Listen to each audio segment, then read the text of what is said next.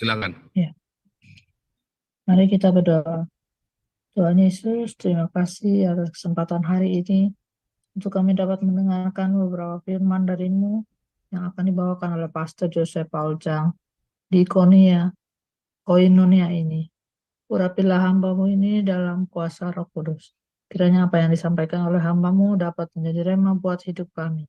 Buka hati dan memahami kami agar dapat menerima ajaran-Mu dengan tulus dan rendah hati. Dalam nama Tuhan Yesus kami berdoa. Amin. Amin. Terima kasih Bu Kristi. Silakan yang petugas membaca firman Tuhan, Roma 13. Ini kan panjang dibagi dua, ada dua perikop. Perikop pertama siapa? Perikop kedua siapa ya? Kita cek. Saya Pak. Ya. Ya. Risma, Roma 13. Roma 13. Tiap-tiap orang harus takluk kepada pemerintah yang di atasnya. Sebab tidak ada pemerintah yang tidak berasal dari Allah. Dan pemerintah-pemerintah yang ada ditetapkan oleh Allah. Sebab itu, barang siapa melawan pemerintah, ia melawan ketetapan Allah. Dan siapa yang melakukannya akan mendatangkan hukuman atas dirinya. Sebab jika seorang berbuat baik, ia tidak usah takut kepada pemerintah, hanya jika ia berbuat jahat. Maukah kamu hidup tanpa takut terhadap pemerintah? Perbuatlah apa yang baik, dan kamu akan beroleh pujian daripadanya. Karena pemerintah adalah hamba Allah untuk kebaikanmu. Tetapi jika engkau berbuat jahat, takutlah akan dia, karena tidak percuma pemerintah menyandang pedang. Pemerintah adalah hamba Allah untuk membalaskan murka Allah atas mereka yang berbuat jahat. Sebab itu perlu kita menaklukkan diri, bukan saja oleh karena kemurkaan Allah, tetapi juga oleh karena suara hati kita. Itulah juga sebabnya maka kamu membayar pajak, karena mereka yang mengurus hal itu adalah pelayan-pelayan Allah. Bayarlah kepada semua orang apa yang harus kamu bayar. Pajak kepada orang yang berhak menerima pajak, cukai kepada orang yang berhak menerima cukai, rasa takut kepada orang yang berhak menerima rasa takut, dan hormat kepada orang yang berhak menerima hormat. Saya lanjutkan. Janganlah kamu berhutang apa-apa kepada siapapun juga, tetapi hendaklah kamu saling mengasihi. Sebab barang siapa mengasihi sesamanya manusia, ia sudah memenuhi hukum Taurat. Karena firman jangan berzina, jangan membunuh, jangan mencuri, jangan mengingini, dan firman lain manapun juga sudah tersimpul dalam firman ini, yaitu kasihilah sesamamu manusia seperti dirimu sendiri. Kasih tidak berbuat jahat terhadap sesama manusia. Karena itu kasih adalah kegenapan hukum Taurat. Hal ini harus kamu lakukan karena kamu mengetahui keadaan waktu sekarang, yaitu bahwa saatnya telah tiba bagi kamu untuk bangun dari tidur. Sebab sekarang keselamatan sudah lebih dekat bagi kita daripada waktu kita menjadi percaya. Hari sudah jauh malam, telah hampir siang. Sebab itu, marilah kita menanggalkan perbuatan-perbuatan kegelapan dan mengenakan perlengkapan senjata terang. Marilah kita hidup dengan sopan, seperti pada siang hari.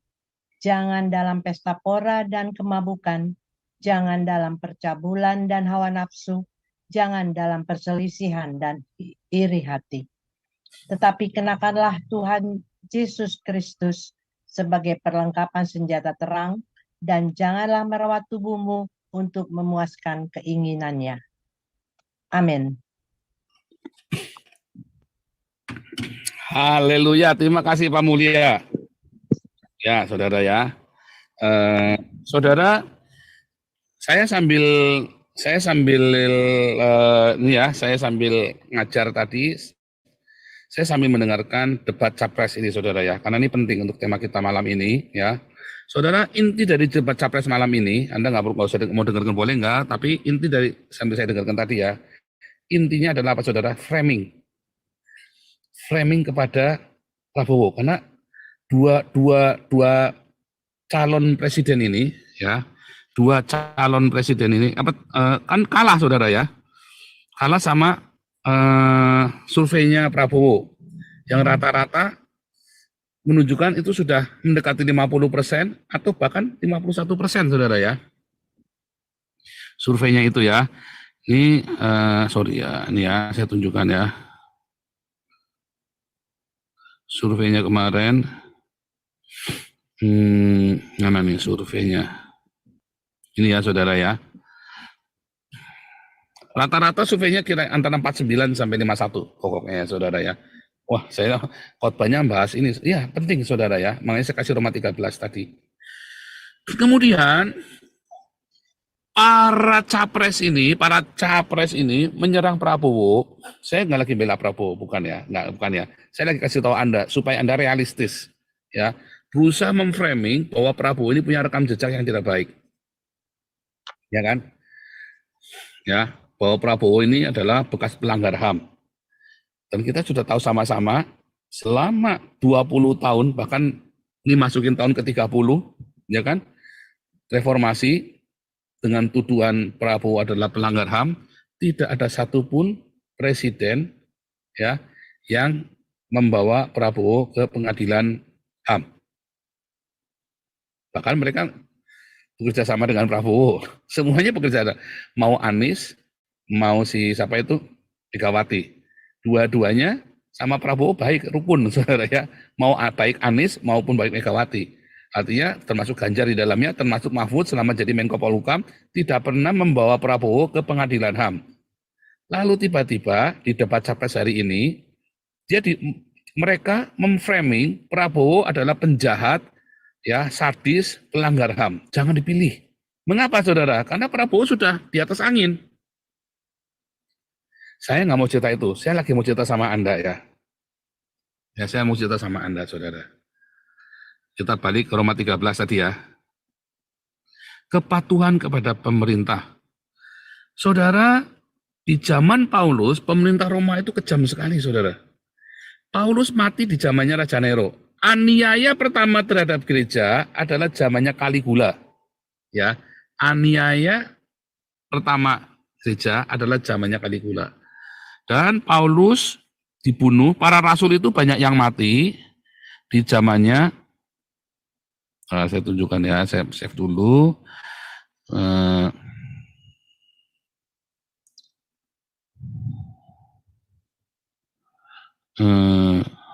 Review New Testament.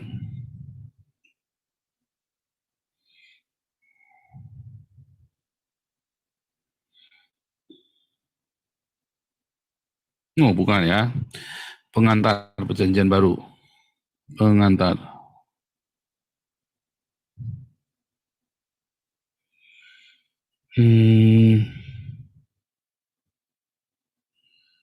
Nah, ini ya.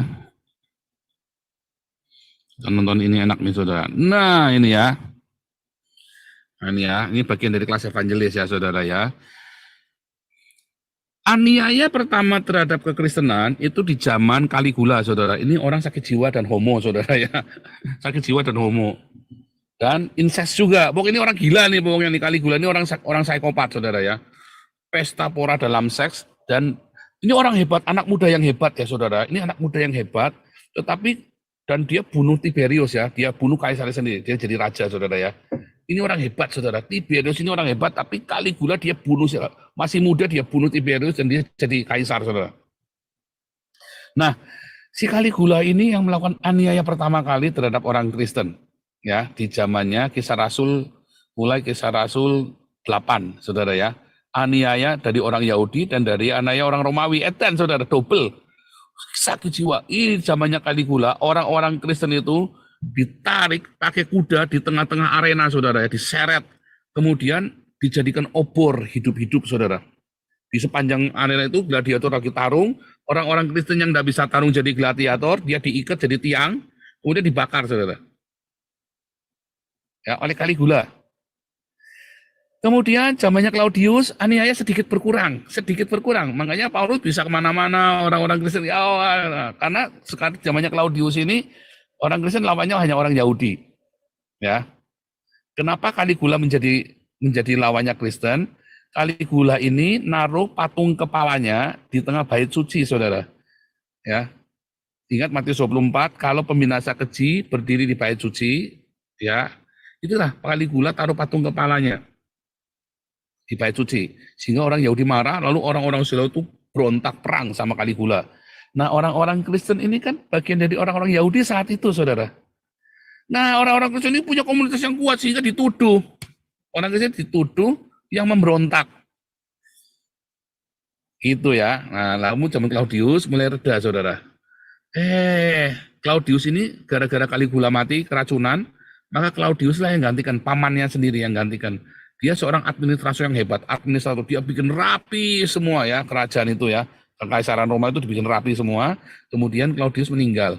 Lalu Nero, ya jadi raja, jadi kaisar Roma. Ini juga orang sakit jiwa, saudara. Nero ini nggak kalah gilanya dengan Caligula, nggak kalah sakit jiwanya dengan Caligula.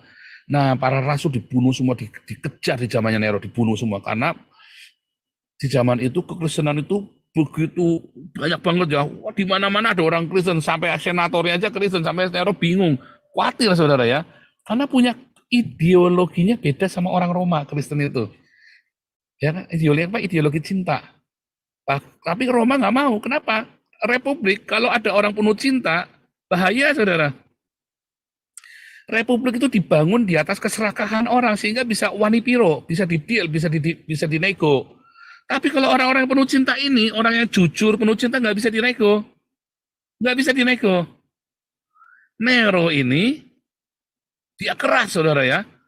Semua lawan-lawannya dibunuh semua, kayak Caligula. Semua lawannya, semua langsung ya. Dia punya list nama-nama itu, punya nama list pejabat-pejabat, diperes sama dia. Terakhir dibunuh semua. Nah, terakhir, senator yang tersisa itu, kerja sama Claudius, Caligula dibunuh, saudara. Nah, kemudian Claudius mati, ya, setelah 13 tahun kemudian, Nero ini selama 13 tahun, saudara bayangin, selama 13 tahun. Dia habiskan semua, dia bikin kacau semuanya. Semua orang Kristen itu, karena dia punya ideologi yang berbeda, para senator-senator, para orang-orang yang terlibat di dalam kekristenan, ya, ditangkapin. Makanya Paulus akhirnya dihukum mati, karena dianggap musuh negara. Paulus kemudian dihukum mati, dianggap musuh negara, saudara. Kenapa? Karena menghasut. Tadinya kan enggak. Tuduhannya Paulus kan adalah menghasut agama, membuat kekacauan agama Yahudi. Tetapi di akhir hidupnya, Paulus dianggap musuh negara. Ya, musuh politik. Karena Paulus menghasut semua orang untuk punya cinta, untuk berbagi satu sama lain. Para rasul, Petrus, siapa lagi, saudara? Semua mati zamannya Nero. Ya. Semua rasul mati zamannya Nero, saudara, kecuali Yohanes, Rasul Yohanes. Dan Thomas lari ke India ya. Nah, itulah terjadi, itulah. Tapi saudara ingat, ketika di zaman Nero ini luar biasa aniaya terhadap kekristenan, apa yang terjadi, saudara? Paulus bilangnya, Roma 13 ini, saudara. Ini dia nulis kepada orang di Roma loh, ya. Tiap-tiap orang harus takluk kepada pemerintah yang di atasnya. Zaman itu bukan Bizantin ya, zaman itu adalah Roma. Ya. Sebab tidak ada pemerintah yang tidak berasal dari Allah. Bahkan Nero pun berasal dari Allah loh, saudara. Iya loh. Bahkan Nero pun berasal dari Allah, bahkan Caligula pun itu berasal dari Allah. Tidak ada pemerintah yang tidak berasal dari Allah, saudara. Ya, ditetapkan oleh Allah. Sebab itu barang siapa melawan pemerintah, ia melawan ketetapan Allah, dan siapa yang melakukannya akan mendatangkan hukuman atas dirinya. Kalau saya di Indonesia, lalu saya melawan pemerintah kayak Habib Rizik, saya salah, saudara. Saya hamba Tuhan, tidak boleh. Tadi Pak Robin ya, saya hamba Tuhan, saya tidak boleh melawan pemerintah karena saya warga negara Indonesia. Lalu saya punya hikmat bagaimana caranya saya melawan pemerintah tanpa saya melanggar hukum Tuhan. Saya tanggalkan kewarganegaraan Indonesia saya jadi warga negara Belanda.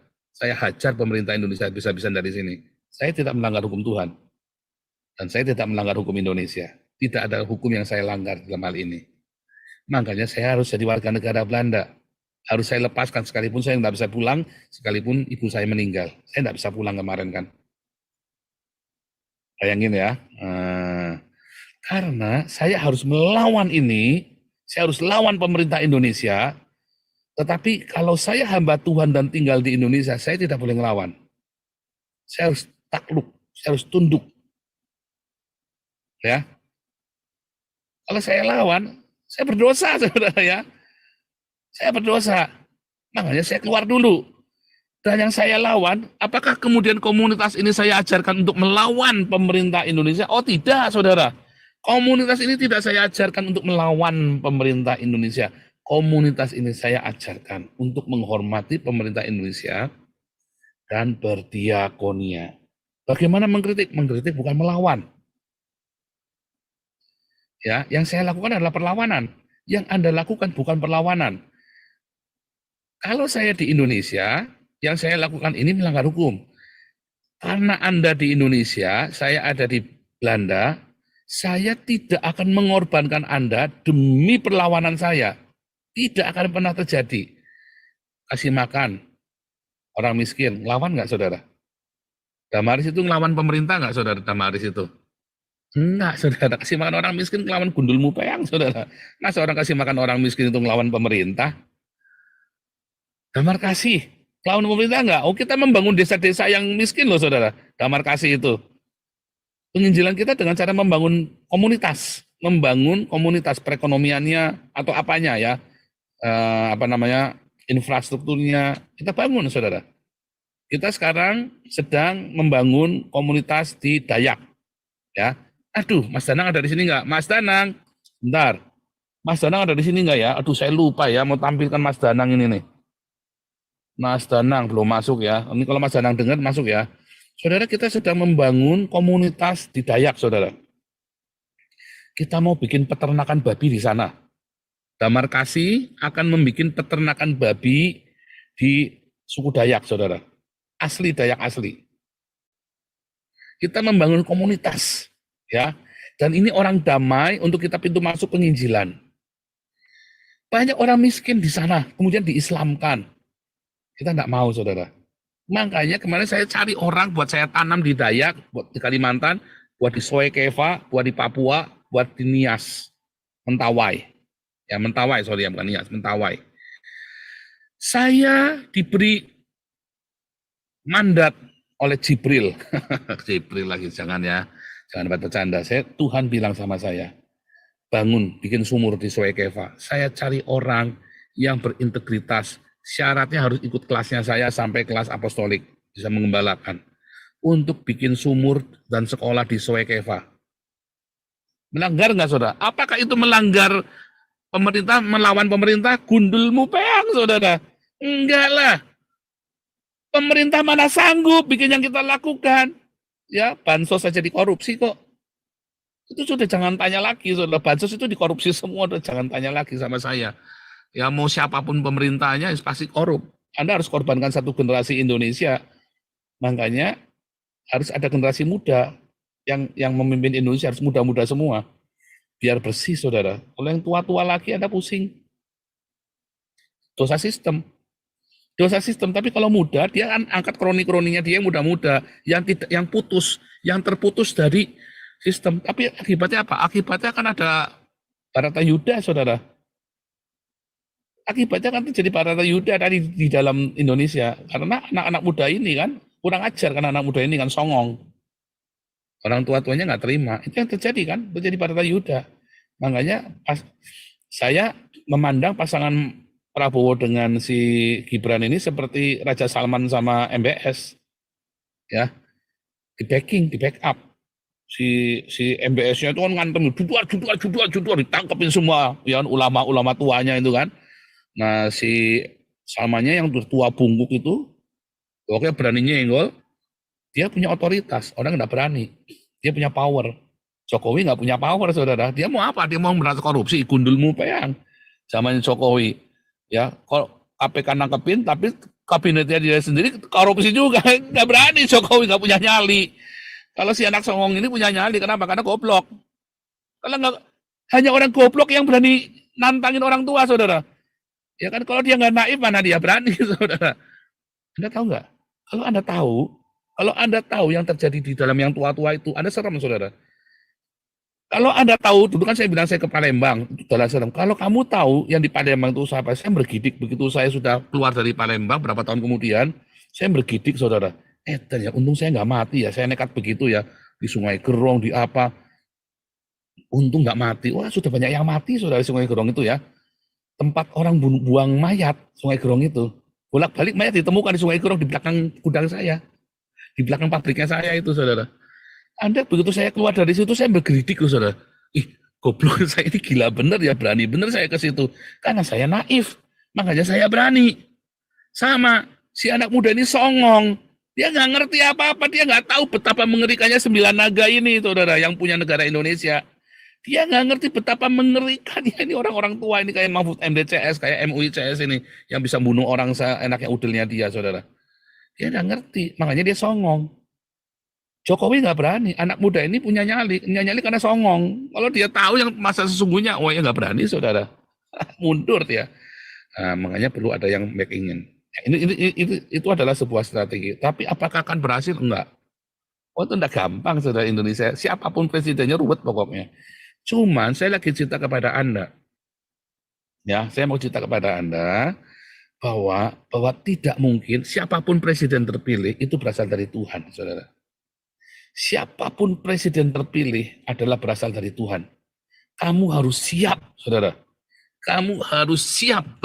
Siapnya bagaimana, saudara? Siapnya kamu adalah dengan persiapkan hatimu dengan hati yang ikhlas. Untuk apa? Berdiakonia dan bermarturia. Jangan kasih duitmu ke gereja lagi, saudara. Kecuali gerejamu kayak gerejanya Bu Marta. Ya, gerejanya kayak gerejanya Bu Lili Sahati. Ya, diakonia tiap hari edan-edanan. Kasih, saudara, support habis-habisan. Ya, support, saudara. Tapi kalau gerejamu sibuk beli mobil baru, sibuk bicaranya pesawat jet pribadi, sibuk bangun, jangan kasih, saudara. Jangan. Kamu ditipu sama pendetamu. Masuk neraka bareng-bareng kamu nanti. Yesus berkata dalam Lukas 11 tadi, ya, bahwa sedekahmu itu akan membersihkan sisanya, saudara. Sedekahmu, sedekah, ya.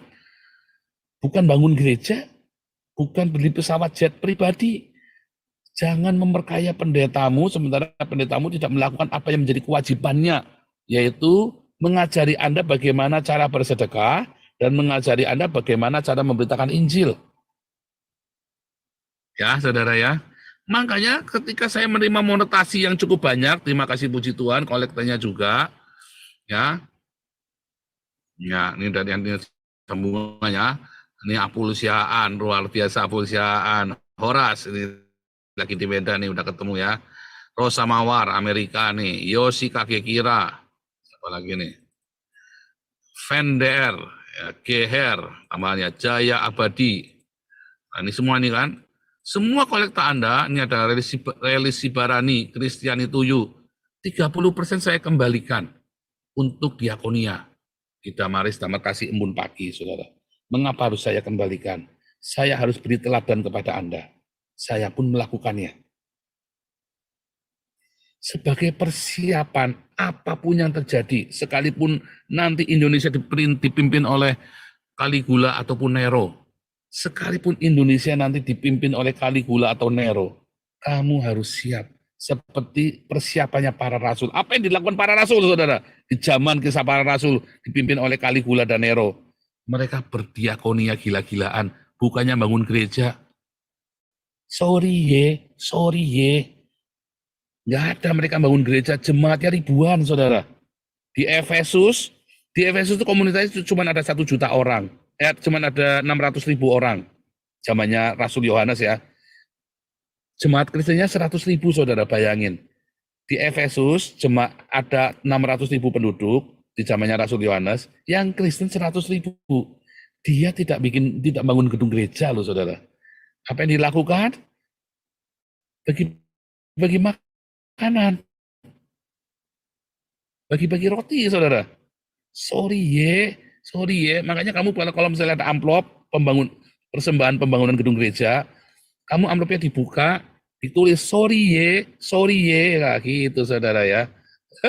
Pendeta mengamuk. Diajari sama Nabi 26, dasar sesat keparat. Rasain lu. Iya gitu dong saudara. Kecuali pendetamu, yuk kita diakonia.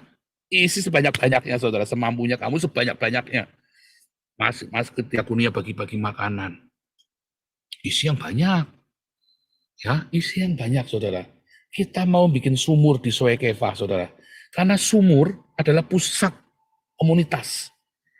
Ya, saudara, saya cari orang siapapun. Ya, yang penting kamu sudah ikut kelas apostolik, tetapi harus kita interview dulu. Sekali kamu tidak jujur, kita potong, saudara. Saya cari orang yang benar-benar jujur dengan laporan keuangan. Laporan keuangan. Jadi jujur saja nggak cukup, tapi juga rendah hati, mau dikontrol, mau dicek. Kalau kamu jujur, kamu kan semua orang akunya jujur. Semua orang, kamu tanya orang di pinggir jalan, kamu jujur enggak? Aku, ya jujur lah. 100 orang kamu tanyain, kamu jujur apa enggak? 120 orang kan bilang aku jujur, saudara. Kamu survei 100 orang, ditanya tentang kejujuran, 120 orang akan menjawab aku orang yang jujur. Sorry ye.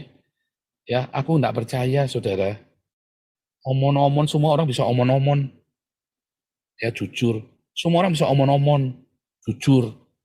Gampang ngomong, saya jujur. Oh saya tidak korupsi. Buktinya apa kamu tidak korupsi? Ini laporan keuangannya. Jelas. Kalau kamu cuma ngomong saya jujur, kamu tidak kasih laporan keuangan, itu namanya omon-omon. Sorry ye. Serius saudara ya. Makanya saya nguber-nguber, ini Damar Kasih, Damaris Embun Pagi. Kita bayar akunting publik, saudara ya. Bayar. Kalau kamu tidak sanggup, pakai akunting publik, bayar. Dibayar kita, para pengurus yang bayar. Kalau perlu, kalau dananya tidak ada. Supaya kita jangan cuma omon-omon jujur. Sorry ye, aku tak percaya. Terus ada pengurus yang bilang, kami ini pasang badan buat Pak Paul, gundulmu, Bang. Kalau kamu pasang badan buat saya, kasih laporan keuangan. Saya siap, kepala saya potong buat Pak Paul. Gundulmu peang, kasih kepala. Kasih laporan keuangan aja nggak mau kok, apalagi kasih kepala. Sorry ye, kamu omon-omon, aku tak percaya. Serius saudara, saya nggak main-main. Kalau kamu seorang anak buah kepala cabang, kamu yang diaudit, kasih semuanya, jangan kamu tutupi. Kalau salah bilang, lapor dulu sebelum diaudit. Tak, saya kemarin kepake Pak uangnya buat ini Pak. Paling kamu kena SP1. Tapi kalau kamu diaudit, kamu tutup-tutupan, sekali ke audit kamu kena, kamu dipecat saudara. Bagus nggak dimasukkan penjara kamu. Saya sering diaudit. Sebelum terjadi sesuatu, saya habisin dulu orang-orang yang nakal-nakal ini. Kalau ada saya kesalahan, Pak ini kemarin kartu kreditnya palsu Pak. Kita ketipu 5 juta rupiah. Ini kemarin dibawa lari sama salesnya sekian. Sebelum diaudit, saya kejar dulu saudara. Begitu audit datang, sebelum dia yang ngonangin, saya buka dulu, saudara. Dia mau jatuhin saya, si audit ini kroninya musuh saya, saudara ya. Dia nggak bisa apa-apa, malah dia kagum-kagum sama saya. Gila ya Pak Paul, kenapa kamu begitu? Kamu tahu nggak saya datang mau apa? Saya tuh datang tuh mau mecat kamu loh. Mau cari kesalahanmu, mau mecat kamu. Tapi kamu begini, ya udah kamu tak kasih SP1 saja.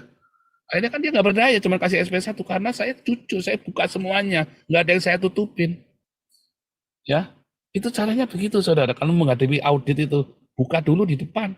Kalau kamu ada salah, buka di depan. Jangan kamu di belakang ketahuan, lu cari alasan. Mampuslah kau. Kalau udah konangan, serius, saudara.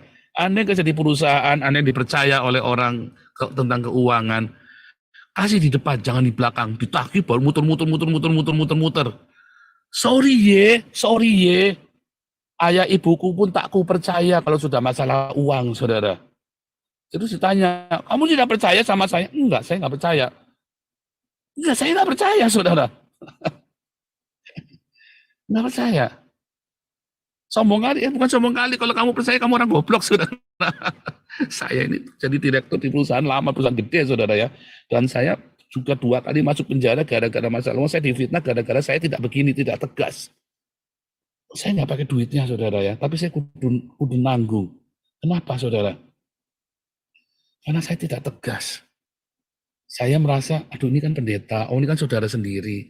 Akhirnya saya masuk penjara, saudara. Iya kan? Apa kamu pikir orang masuk penjara itu pasti salah, pasti berdosa? Enggak loh, saudara. Saya mengalami 2 kali masuk penjara, yang saya konyol duitnya aja saya nggak menikmati. Cuman saya harus menanggung. Kenapa? Karena saya tidak tegas.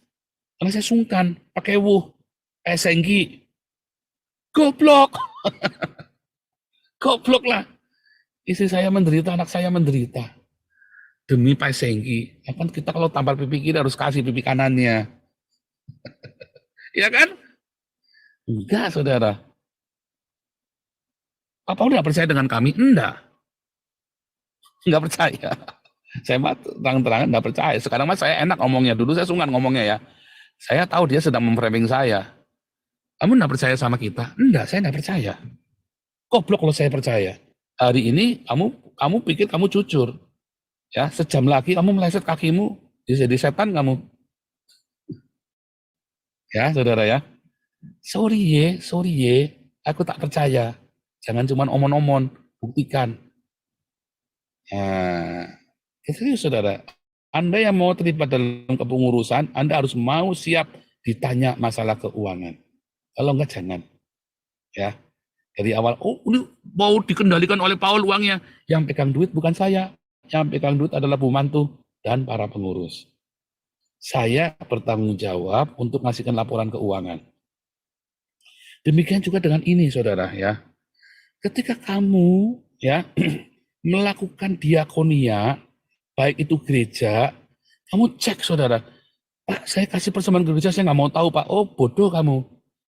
Banyak orang berkata kepada saya, yang penting saya sudah ngasih, kalau sudah ngasih jangan dicek. Goblok kamu, saudara. Dari mana kamu tahu uangmu itu dibelanjakan dengan benar? Itu kalau kamu ngasihnya cuma 50.000 perak, mungkin kamu malu nanya. Tapi bagi orang yang ngasihnya ratusan juta, ya pasti nanya, saudara. Jangan saya kasih ratusan juta lalu buat jalan-jalan, kamu kemana kia-kia, kemana-mana, plesir sana, plesir sini. Kamu selama ini pengangguran, nggak punya kerjaan, nggak punya duit, kamu mumpung ada duitnya, kamu bisa plesir sana, plesir sini. Enak aja. Bagi yang punya duit ratusan juta bilang enak aja. Ya kan? Beneran, saudara ya. Dia dapatkannya dengan susah payah, mentang-mentang kamu dapatnya cuma jualan abab sama jualan batuk, jualan batuk dapat 1 miliar kan. Kalau saya Fudin batuk sampai 1000 kali sama kena TBC nggak dapat duit. Saya batuk. Mentang-mentang duitnya didapat dengan batuk, dapat 1 miliar, terus kamu mau habiskan hambur-hamburkan begitu aja. Yang ngasih sakit hati lah, saudara. Kamu masa enggak sakit hati? Oh, kalau saya mah kalau udah ngasih tangan kanan, tangan kiri nggak mau tahu, Pak. Ya karena kamu ngasihnya cuma 10.000. Kamu ngasihnya 100 juta ya beda, saudara. Oh ya biar 100 juta juga saya nggak mau tahu, ya kamu goblok berarti. Nanti sebentar lagi kamu ketipu. Pengusaha yang sukses berhasil, saudara ya. Begitu dia berdonasi, dia pengen tahu ujungnya kemana ini. Karena dia terbiasa kritis, dia terbiasa hati-hati dengan uang yang Tuhan percayakan kepadanya. Dan kalau kamu numbangi cuma receh, ya kamu nggak perlu nanya. Kalau kamu cuma kasih receh, kamu juga mau nanya juga malu kan? Mau nanya juga malu. Di Indonesia kan kamu di framing, kamu cuma ngasih 50.000 aja, nanyanya belit-belit nggak karu-karuan. Iya kan nanyanya juga malu kan? Nah, ya jujur aja. Nah itu saudara, itulah sebabnya Anda kalau mau terlibat dalam yayasan, kamu harus siap untuk ditanya masalah keuangan yayasan itu, saudara. Bukan saya ngatur, bukan. Itu demi kita semua supaya orang semakin percaya kepada kita. Ya, itulah cara cari dana dari masyarakat. Kamu harus jujur, terbuka, dan tidak boleh kamu sentuh sedikit pun. Lalu kemarin ada orang framing saya. Tuh, kalau berani tuh kakaknya saja suruh terlibat. Ini orang goblok, saudara, yang ngomong. Saya maunya kakak saya terlibat di dalam semua yayasan ini, saudara. Kakak saya itu supir Grab, penghasilannya nggak nyampe 3 juta sebulan, saudara. Sampai saya harus support dia tiap bulan. Kalau nggak cukup dia, saudara. Nggak cukup. 3 juta sebulan nggak cukup, saudara. Ya di kota besar tinggalnya. Lalu gimana? Kakak saya Daripada saya jadikan kalian ketua yayasan, mendingan kakak saya, saudara. Kalau perlu kita caranya gimana supaya semua yayasan itu kepalanya adalah dia, sehingga dia terima 5 juta kan dapat 15 juta sebulan kakak saya. Benar nggak? Iya dong. Masa Anda pakai otak yang waras tuh? Kakaknya udah berani, oh berani. Kamu jangan tanya kakak saya itu lebih berani dari setan, saudara. Pasang badan kepala buat saya pun mau. Jangan kamu nggak usah sok-sokan pasang badan buat saya. Kamu belum tahu kalau saya sudah tak niatin cari mati, saudara ya. Kamu belum tahu cara saya tak niatin cari matinya saya, saudara ya. Aduh, jangan sok-sokan pasang badan. Kepala pun tak kasih buat Pak Paul. Sementara saya minta laporan keuangan aja nggak dikasih. Kakak saya itu ya, setiap saya di dalam antara hidup dan mati, kakak saya itu ngelagrang di tengah, saudara. Dia pasang badan buat saya. Saya tidak perlu kalian pasang badan buat saya. Kakak saya sudah pasang badan buat saya, saudara. Ya, kami bertiga selalu pasang badan satu sama lain kalau ada apa-apa. Ya, itu ajaran dari ayah saya. Saya tidak perlu kalian pasang badan buat saya. Itu ajaran dari ayah saya. Ya, sehingga saya tidak perlu kalian pasang badan buat saya dan saya tidak akan mengorbankan kalian. Mengapa? Karena Roma 13, kamu tidak boleh ngelawan pemerintah.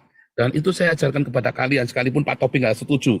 Ya kan Pak Topi nggak setuju, ngamuk-ngamuk dulu kan. Kalau pemerintahnya bajingan bagaimana rusak? Di zaman para rasul, Caligula dan Nero itu kurang ajar sekali, saudara, sama orang Kristen. Paulus tetap bilang kamu harus hormat dan taat pada pemerintah. Dan itu yang selalu saya tekankan kepada yayasan-yayasan kita.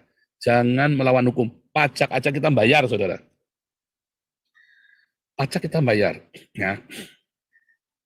Damaris selalu bayar pajak, Damar Kasih bayar pajak, Embun Pagi bayar pajak, saudara. Kita bayar pajak. Ya. Ya kalau yang lainnya enggak tahu, saudara. Saya nggak urusan juga. Nah, tetapi yang 3 ini kita pasti bayar pajak. Bayar pajak, benar ya. Nggak nyolong, saudara. Untungnya apa kita nyolong pajak, saudara? Itu kita bayar aja nggak rugi kok. Bikin laporan pajak kita nggak rugi kok. Ya kan? Jangan takut, saudara. Pajak pun Anda harus bayar. Pak, tapi pemerintahnya korup. Bayar, saudara. Kamu lakukan bukan karena pemerintahmu, saudara. Kamu lakukan di dalam nama Tuhan Yesus. Bayar pajakmu, saudara, yang benar. Jangan nyuri. Serius ya, saudara ya. Kalau di Eropa kita mah nggak perlu takut ya. Kita bayar pajak masih lurus lempeng.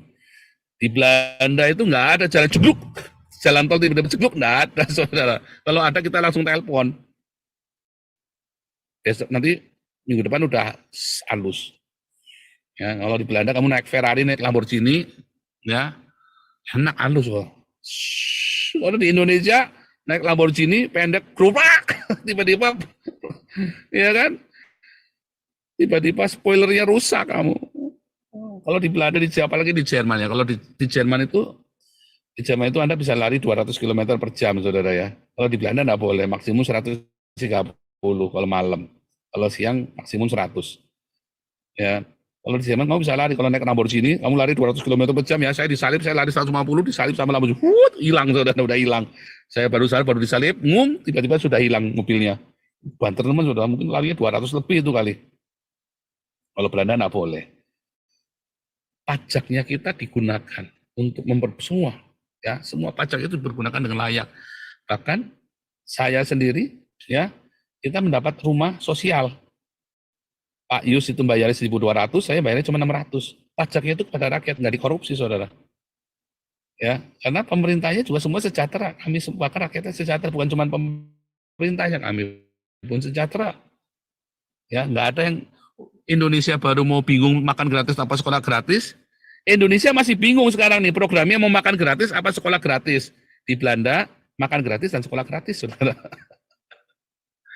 Sementara kalian masih bingung dengan sekolah gratis dan makan gratis, di Belanda sudah ada makan gratis dan sekolah gratis. Ya. Kenapa? Karena tadi pemerintahnya bertanggung jawab. Nah kalian, siapapun pemerintahnya kalian, besok, itulah Caligula, itulah Nero. Dan kamu harus takluk kepada pemerintah di atas ya. Lanjut ya. Sebab jika seorang berbuat baik, tapi kalau kamu tetap hidup di dalam kebaikan, tidak usah takut kepada pemerintah. Nggak usah takut, saudara. Hanya kalau kamu melanggar hukum itu tadi, berbuat jahat melanggar hukum ya, maka kamu hidup tanpa takut pada pemerintah, perbuatlah apa yang baik dan kamu akan beroleh pujian daripadanya. Jangan khawatir, saudara ya. Karena pemerintah adalah hamba Allah untuk kebaikanmu. Nero loh, Caligula ini kan cerita zamannya Nero. Hamba Allah untuk kebaikanmu. Jika engkau berbuat jahat, takut akan dia, karena tidak cuma pemerintah menyandang pedang. Ada hukum menyandang pedang. Bisa bunuh orang, saudara pemerintah. Saya tidak setuju hukuman mati, tapi boleh pemerintah menghukum. Pemerintah adalah hamba Allah, bolak-balik 2 kali ya, untuk membalaskan murka Allah atas mereka yang berbuat jahat. Harus ada hukum, walaupun yang membuat hukum adalah Nero dan Caligula, tetap harus ada hukum. Sebab itu kita perlu menaklukkan diri bukan saja kepada orang karena kemurkaan Allah, tetapi juga karena suara hati nuranimu tadi, ada Roh Kudus di dalam hidupmu. Setiap orang percaya nggak percaya punya hati nurani, saudara, punya roh Bapa di dalamnya. Kalau itulah juga sebabnya kamu membayar pajak, karena yang mengurus hal itu adalah pelayan-pelayan Allah. Bayarlah kepada semua orang apa yang harus kamu bayar. Pajak kepada orang yang berhak menerima pajak, cukai kepada orang yang berhak menerima cukai. Ya, tanpa rasa takut kepada orang yang berhak menerima rasa takut, berilah keseganan ya, respect kepada orang yang berhak. Nah ini ya, makanya ya saudara ya, kenapa dibilang janganlah kamu berutang apa-apa kepada siapapun juga, tapi hendaklah kamu saling mengasihi, sebab barang siapa mengasihi sama manusia, ia sudah memenuhi hukum Taurat. Karena firman jangan berzina, membunuh, mencuri, mengingini firman lain manapun juga sudah tersebut dalam firman ini, yaitu kasihilah sama manusia seperti dirimu sendiri, saudara. Kenapa kamu jangan berutang? Ya. Karena seharusnya dalam komunitas kita saling memberi, ya saudara. Ada yang kekurangan, ada yang kesulitan, hal yang pokok ya. Kalau yang tidak pokok, jangan kepengin. Kalau kamu miskin, jangan kepengin beli Lamborghini, saudara. Jangan utang-utang demi beli Lamborghini, sial kamu nanti, ngeden-ngeden. Jangan pengen beli iPhone, kalau kamu miskin, nggak usah sok-sokan. Ya saudara ya, nggak usah, jangan kamu berutang dengan siapapun juga. Kalau kamu sudah tidak sanggup, kamu berhenti, berdoa. Lalu kita ada tim besuk, tim pemerhati jemaat. Cek, oh ini miskin Pak, oh ini Pak, siapa miskin ini? Bulusi miskin Pak, ternyata Pak. Sebentar, miskin itu dalam definisi apa? Ya Bulusi belum punya iPhone 13 Pak. Gundulmu peang. Gara-gara Bulusi tidak punya iPhone 13 dibilang orang miskin. Tidak bisa begitu, saudara. Nggak begitu. Ya, tinggalnya di Singapura, jalan-jalannya kayak ke Inggris terus. Wah, ya kan? Kamu jangan bilang orang miskin. Ya kan? Orang miskin, apakah orang miskin? Orang miskin adalah orang yang tidak punya makanan dan pakaian dan nggak punya tempat tinggal. Karena Paulus berkata, asal ada makanan dan pakaian cukup. Jadi jangan sampai di komunitas kita ada yang sampai kekurangan makanan dan pakaian. Makanya ada Hagios Embun Pagi. Kamu diberi, ya, diberi apa? Sembako. Asal kamu ikut komunitas kita. SOM, bukan di YouTube ya, masuk ke SOM. Masuklah ke SOM, saudara. Kalau kamu masuk ke SOM, ya, masuklah ke SOM, masuklah ke SOM. Di SOM itu kita akan saling mengenal satu sama lain dan kita akan ada visitasi. Kalau kamu membutuhkan bantuan, bilang. Baik bantuan sembako, kesehatan, sekolah, perumahan. Bahkan kuota internetmu pun akan kita bayarin. Sekalipun kalau pagi buat ngesom, kalau malam buat misuin saya enggak urusan, yang penting kamu harus ngesom. Mau di ya saudara, saya enggak urusan. Karena itu peraturannya itu, enggak ada kuota internet tidak boleh untuk misu-misu Nabi ke-26, enggak ada aturan di SOP-nya. Kuota internet harus digunakan untuk ngesom, dan kalau kamu tidak ikut di dalam somnya Embun Pagi, maka berikutnya kamu akan dipotong langsung. Jadi kalau ada orang-orang yang kita singkirkan dari list penerima bantuan, bukan karena misui saya, saudara ya, saya difitnah begitu ya, saya sampai gede-gede ya, ini orang congeken ya, Anda dipotong dari bantuan karena Anda tidak ikut somnya Embun Pagi. Indoktrinasi, ya itu memang aturannya kita. Kalau kamu enggak mau, ya enggak usah, enggak apa-apa. Enggak ada yang maksa kamu kok. Ya, itu aturan komunitas. Dan semua penyandang dana, semua donatur tahu aturan ini. Dan mereka rela dengan aturan ini. Ya, kalau nggak ada aturannya kacau, saudara. Ya kan, nanti bisa ada bisa nanti sembarangan. Dan ingat saudara, saya tidak boleh masukkan kakak saya ke dalam yayasan-yayasan ini, sekalipun kakak saya berkekurangan. Bahkan kakak saya tidak disupport dari embun pagi loh, saudara. Nggak terima sembako loh. Nggak terima, saudara. Nggak boleh. Karena nanti akan mengundang fitnah. Itulah sebabnya kakak saya tidak boleh. Kemarin Pak Mikael itu ya, Pak Malaikat itu minta kakak saya jadi koordinator, bantu dia. Saya bilang, nggak boleh, jangan. Saya bilang kakak saya, jangan, nggak boleh. Ikut berdiakonia, nggak boleh, jangan. Nggak boleh. Coba, padahal kalau berdiakonia, Anda kalau seminggu sekali berdiakonia, sebulan kamu dapat 3.200.000, saudara. Padahal cuma seminggu sekali loh. Ikut dapur umum ya. Kalau Anda ikut dapur umum, seminggu sekali, melakukan dapur umum, sebulan Anda dapat 3.200.000. Kakak saya punya penghasilan di bawah 3 juta. Terus seminggu sekali dia ikut diakonia dapat 3.200.000 kan, karena upah masak dan upah melakukan pelayanan itu kan dapat margin ya. Maka kakak saya kan bisa dapat 6 juta kan, minimum kan, kalau ikut diakonia saja. Apalagi kalau jadi ketua yayasannya, saudara. Tapi tidak boleh. Itu namanya saya tidak etis. Dan nanti donatur tidak percaya lagi sama saya. Sehingga lebih baik saya diberkati Tuhan, saya support kakak saya, saudara. Walaupun sedikit, tapi itu cukup. Dan kakak saya orangnya tidak serakah. Asal ada makanan dan pakaian cukup buat kakak saya itu. Anak-anaknya dapat beasiswa. Dan dia sendiri tiba-tiba ada mujizat ya. Kami meninggalkan berkat. Sehingga kakak saya bisa beli rumah lunas. Nggak perlu nyicil. Sehingga nggak punya tanggungan cicilan. Ya, saudara ya. Kan berkat Tuhan, saudara ya. Saya rela udahlah. Yang penting kalian berdua dulu beres lah. Ya. Saya cuma disisain buat bayar kuliah saja, saudara ya. Buat bayar makanya saya bisa kuliah di Haifa. Ya. Kasih tidak berbuat jahat tetap sama manusia. Nanti sebentar ya. Marilah kita hidup dengan sopan seperti pada siang hari. Lihat ya. Jangan dalam pesta pora. Pesta pora inilah bermewah itu, saudara. Ya, pesta pora kan nggak harus sama orang-orang, sendirian pun kamu pesta pora, bermewah-mewah itulah pesta pora.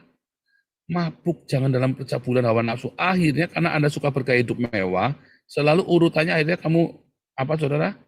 Selalu ada di dalam hawa nafsu, saudara. Akhirnya apa? Perselisihan, iri hati. Buah dari daging itu karena kamu senang dengan barang mewah. Di mana hartamu berada, di situ hatimu ada. Kalau hartamu ada pada orang miskin untuk sedekah, maka hatimu ada sama Tuhan. Tetapi kenakanlah Tuhan Yesus Kristus sebagai perlengkapan senjata terang. Jangan merawat tubuhmu untuk memuaskan keinginannya. Sami mawon. Jangan kamu sok parlente, saudara. Hiduplah sederhana bersahaja. Ya, jangan parlente. Suami-suami senang nih. Wah, hidup apa ya, istri-istri ya, jangan beli berlian ya. Iya, bukan begitu. Kalau kamu punya uang, istrimu ya disuruh ke salon. Nanti kamu istrinya enggak ke salon, malah kamu selingkuh sama sekretarismu karena sekretarismu lebih cantik daripada istrimu. Suami-suami, kalau kamu punya kecukupan, ya istrimu suruh ke salon, saudara. Tapi kan enggak perlu salon yang sekali masuk 10 juta. Ya, sebulan sekali cukur yang bagus, yang gaya, modis. Ya, sebulan sekali manikur, padikur, kukur-kukur. Ya, sebulan sekali, ya kan? Ya, disuruh ikut aerobik lah, ikut apalagi, saudara ya. Ikut senam apa segala macam dibayari kalau kamu punya uang. Tapi enggak usah bergaya hidup operasi plastik, implan apa yang harganya 1 miliar, enggak perlu, saudara. Cantiknya biarlah dari dalam hatinya. Ajari, saudara, hidup bersahaja. Perbanyak berdiakonia. Nanti itu terang itu keluar dari terpancar dari hidupnya. Nanti istrimu selalu cantik dan kamu selalu ganteng. Itulah kecantikan dan kegantengan sejati itu nanti abadi, saudara. Awet nanti kamu suami istri, anak-anak semua kamu bahagia, terpelihara, sempurna. Diawali dari apa, saudara? Dari hatimu yang rendah hati itu tadi, bersahaja. Sehingga kamu kan tidak perlu yang aneh-aneh. Dan saya tidak pernah suruh Anda untuk melawan pemerintah. Sehingga kamu tidak perlu sok-sokan pasang badan buat saya, saudara. Yang saya arahkan kepada yayasan-yayasan ini. Yayasan-yayasan ini kan dibangun atas komunitas ini, atas YouTube ini, saudara.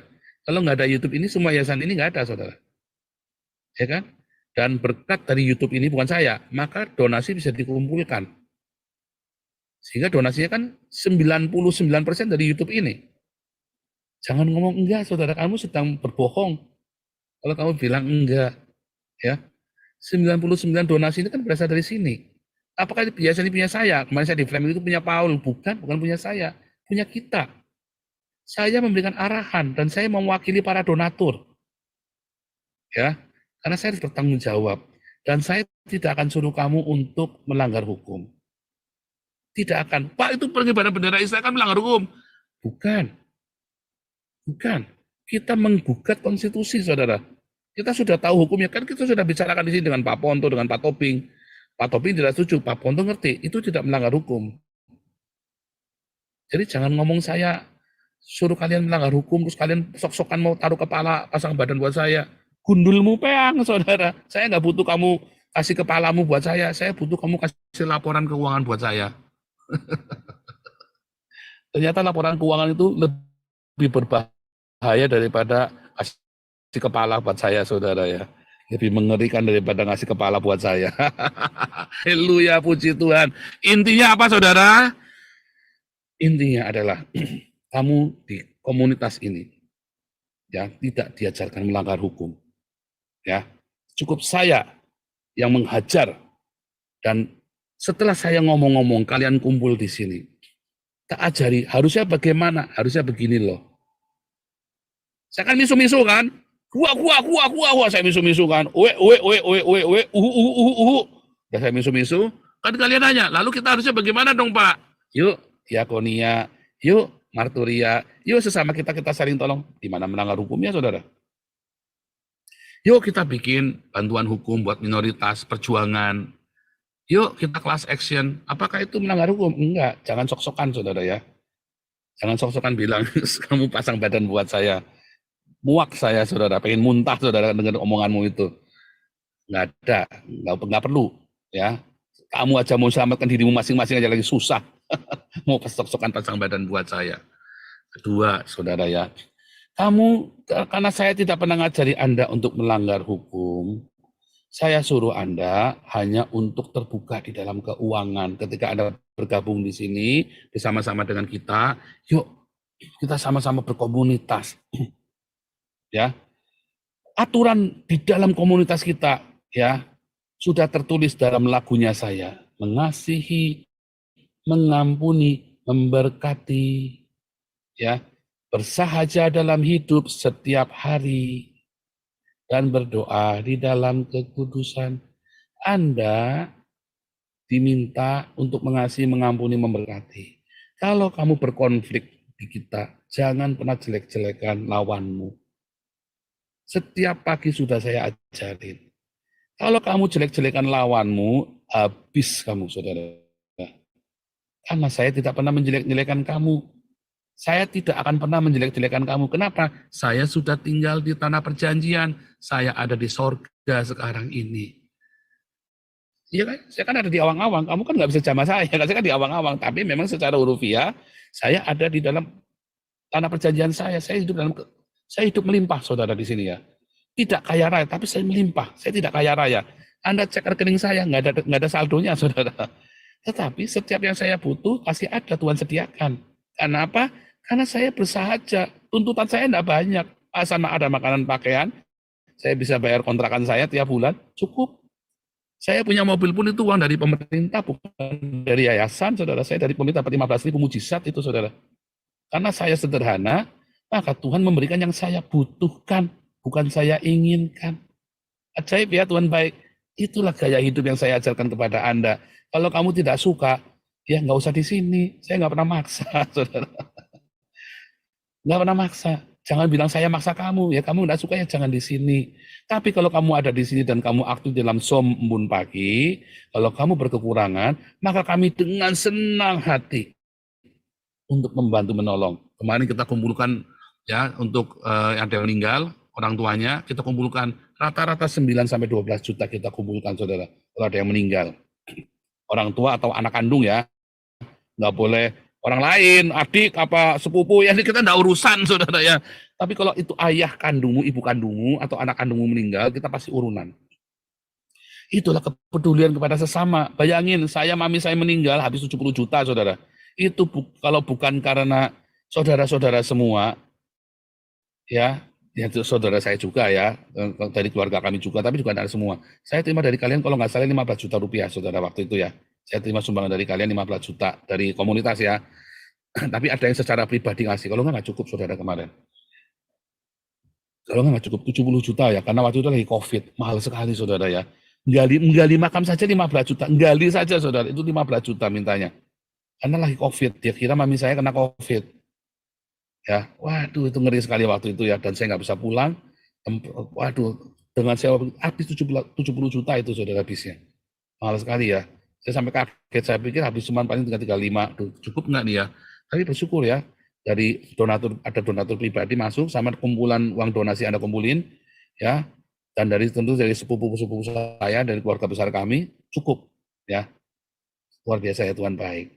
Itulah perhatian kita, itulah namanya hidup dalam komunitas bersama-sama. Itulah yang Tuhan ajarkan. Itulah firman Tuhan, bukannya beli pribadi, bukannya pendeta parlente. Saya ajarkan Anda hidup sederhana. Kalau Anda tidak setuju dengan saya, boleh nggak di sini, nggak usah merasa terpaksa, saudara. Ya, kalau di sini ikutin aturannya. Itu aturan sama-sama kita sepakati di setiap yayasan kita. Ya, Tuhan Yesus memberkati.